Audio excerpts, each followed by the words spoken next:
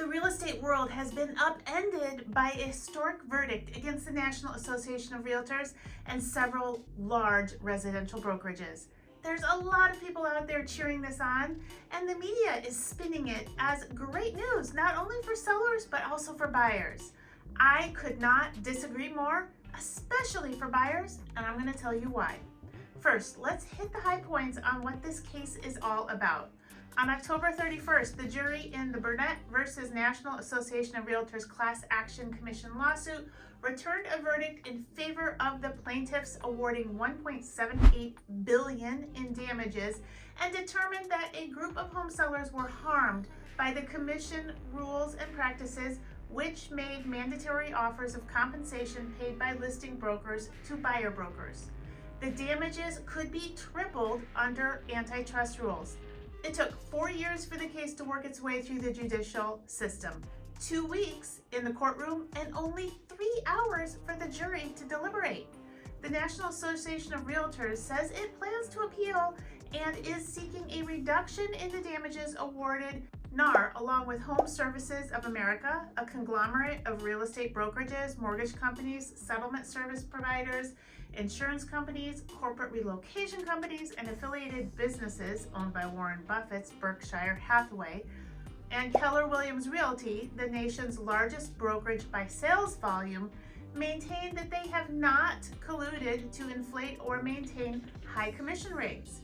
2 other brokerages, Remax Holdings and Anywhere Real Estate, opted to settle in advance of the ruling for almost $140 million. The Missouri trial focused on how buyers' agents get paid, which is based on a 90-year precedent. Under the current system, when a seller lists a property with a brokerage, he or she agrees to a brokerage commission fee, which is usually a percentage of whatever the final selling price of the property ends up being. As part of cooperation brokerages participate in through their multiple listing services, the MLS, a portion of the listing brokerage's commission is then shared with the buyer's agent's brokerage. In most markets, this cooperation offered has been required to list a home on the MLS, although, and this is important, the amount offered could vary. The plaintiffs' lawyers argued that the current commission system makes it difficult for buyers and sellers to negotiate while keeping commission costs high for agents. The plaintiffs said that they felt like they had to offer a certain amount or buyers' agents wouldn't show their property to their buyers. Okay, when I look at this MLS system as a consumer, I can see how it might look bogus. Why should you pay for the buyer's agent to do their job, especially when their job is negotiating against you? But as a realtor, I see another perspective. As a seller, you want access to the MLS, a highly efficient system built by agents and their local boards, because it gives you access to tons of buyers. But many of those buyers can only be buyers if they get the financial assistance of the system paying for their agent's fees. I know what many of you are going to say. Well, if the buyer isn't capable of paying their agent, they shouldn't be shopping for a house. Take a seat. Think back to when you were a first-time buyer and scraping quarters out of your couch cushions. Were you not worthy to buy a house? The cost of real estate is so much higher these days. My first house cost $93,000 in the year 2000, which would have been an additional $2,760 I would have needed if I had to pay my agent 3% commission on top of my down payment and other closing costs. Now here in 2023, the U.S. average single-family house costs $416,000. But let's keep things apples to apples and instead look at the median cost of a single-family house here where I live and work in the greater Iowa City area. The Q3 median sold price here was $361,000, which would mean a buyer for that house would need to bring an additional $10,830 for a 3% buyer agent commission. That creates a huge barrier for buyers and is going to remove a lot of buyers from the buyer pool entirely, which hurts sellers.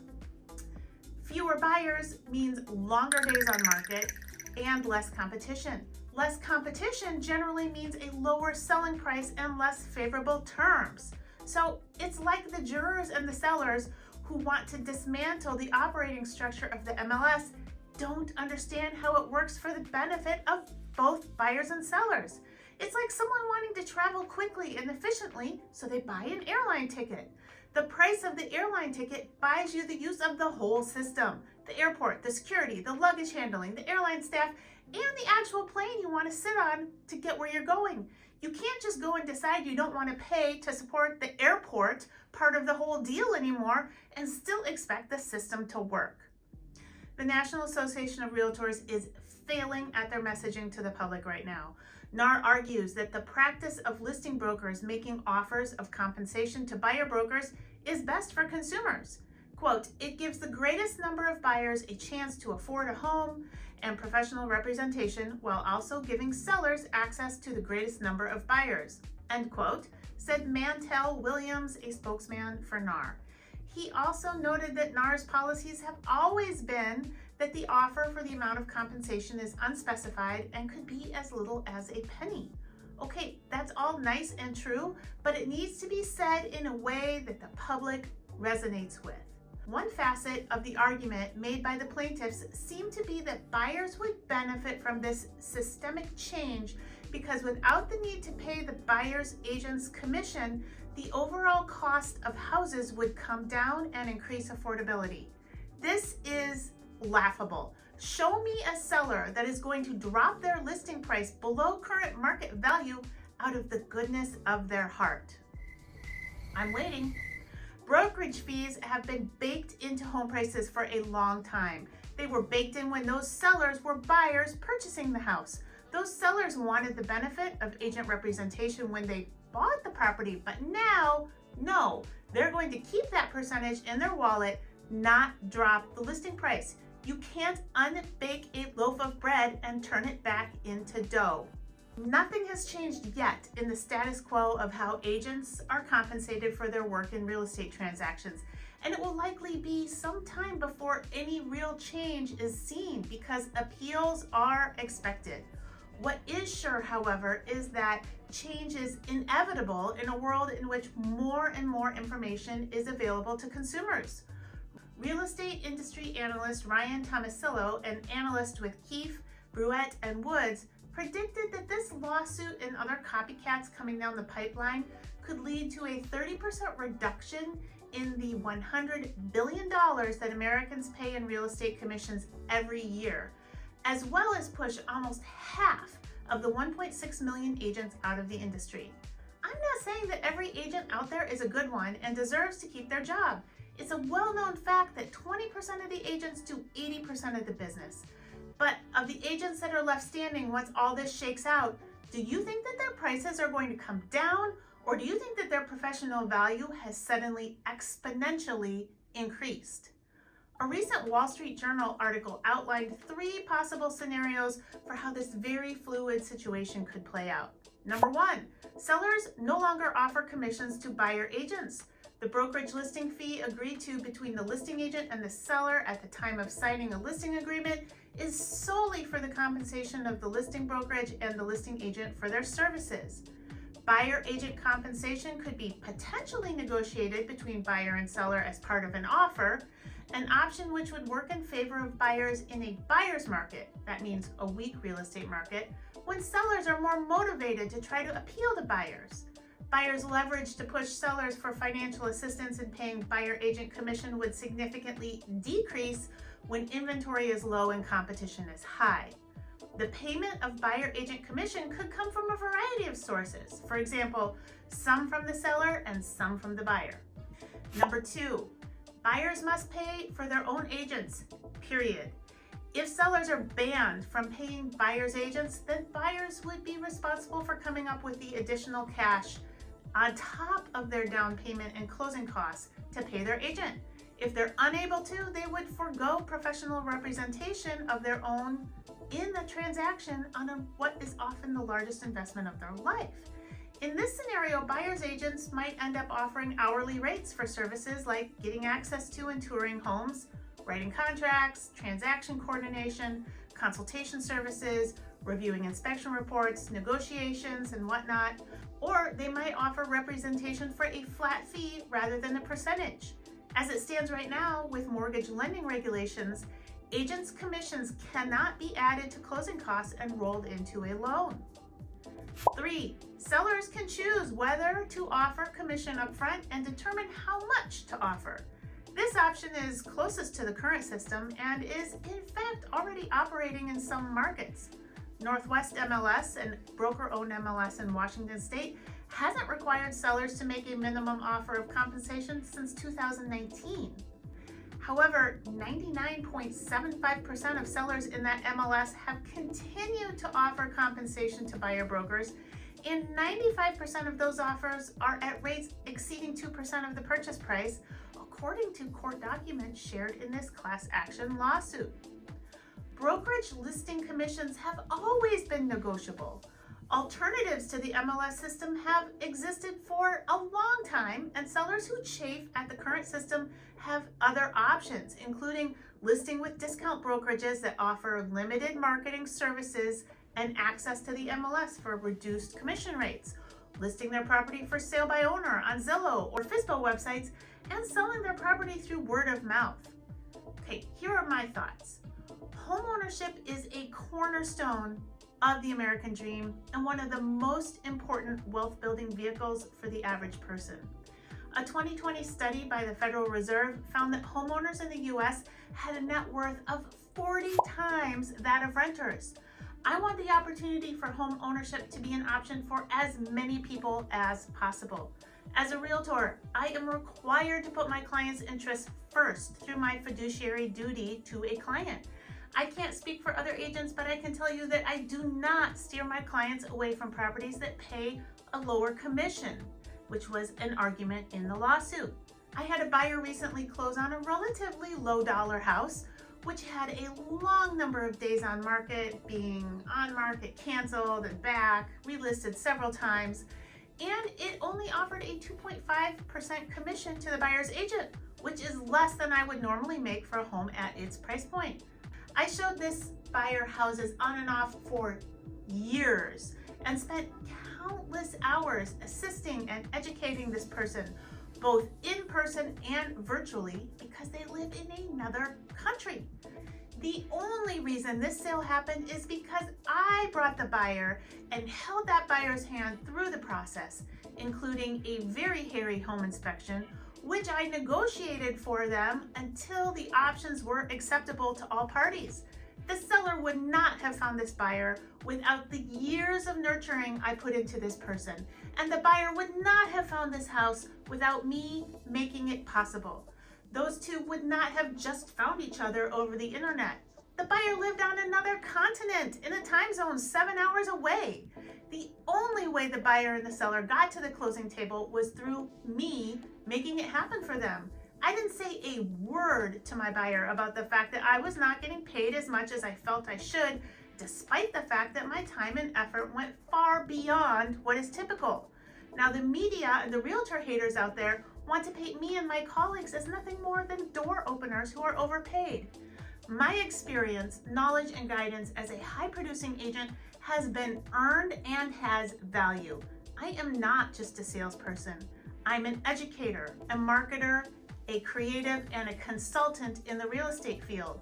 One of my main concerns over this lawsuit is that a change in the system which removes the collaboration between brokerages for sharing commission will leave many buyers without professional representation, which could lead to devastating results for those buyers and create a dynamic in which buyers without deep pockets are shut out of the market by others who do have cash to pay for representation.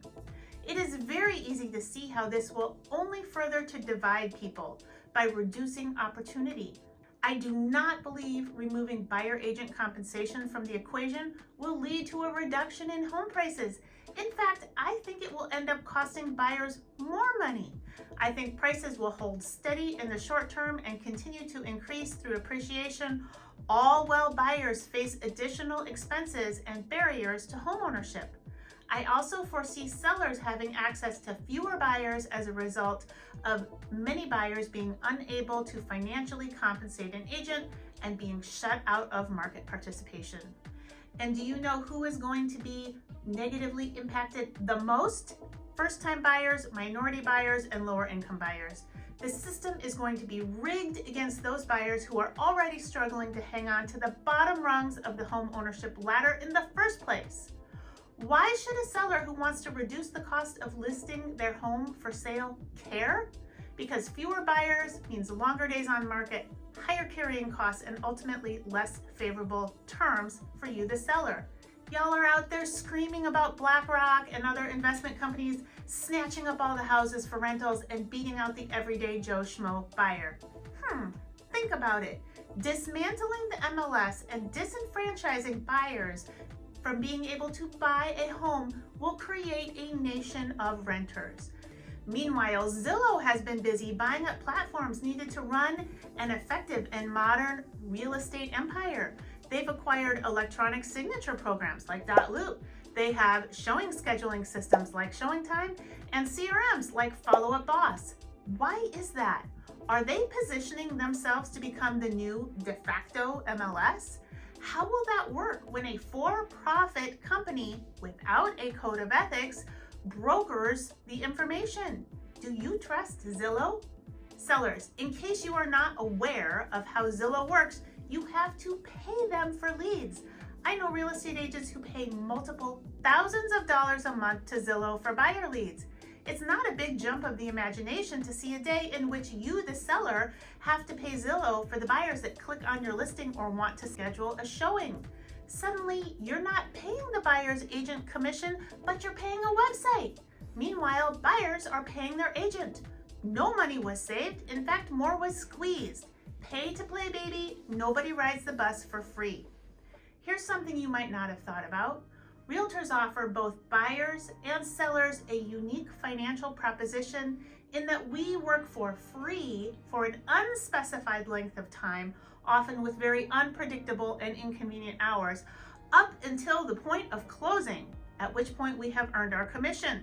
Realtors' time, effort, expertise, and financial investment, things like photography, videography, floor plans, staging, paid advertising, are all upfront costs for realtors, are utilized by clients. But if these efforts do not result in a closing, they all go uncompensated, which is very different of a business model than other professions. Both buyers and sellers benefit from this model because it allows them to utilize the resources and skill set of a professional in an arena operating with a huge number of variables and no guaranteed outcome, removing risk from buyer and seller clients, a benefit not really appreciated by many. Attorneys bill despite outcome. College tuition is due regardless of student grades. A consumer is charged for an entrance ticket even if they don't like the show. In almost every instance, money is due for services rendered, except for realtor services. One thing is for sure right now, foundational change to the industry is not just on the horizon, it's here, knocking at the door.